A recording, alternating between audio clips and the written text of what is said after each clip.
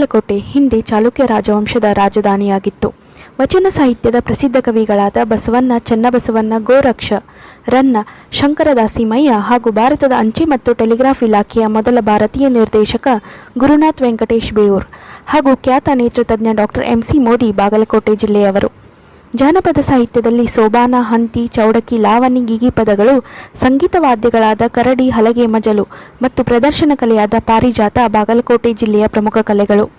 ದಾಳಿಂಬೆ, ಚಿಕ್ಕು ಹಣ್ಣುಗಳು, ಅಮೀನ್ಗಡದ ಕರದಂಟು, ಬನಶಂಕರಿಯಲ್ಲಿನ ಕಡಕ್ ರೊಟ್ಟಿ, ಮೊಸರು ಶೇಂಗಾ ಚಟ್ನಿ ಜಿಲ್ಲೆಯ ಪ್ರಸಿದ್ಧ ಆಹಾರಗಳು.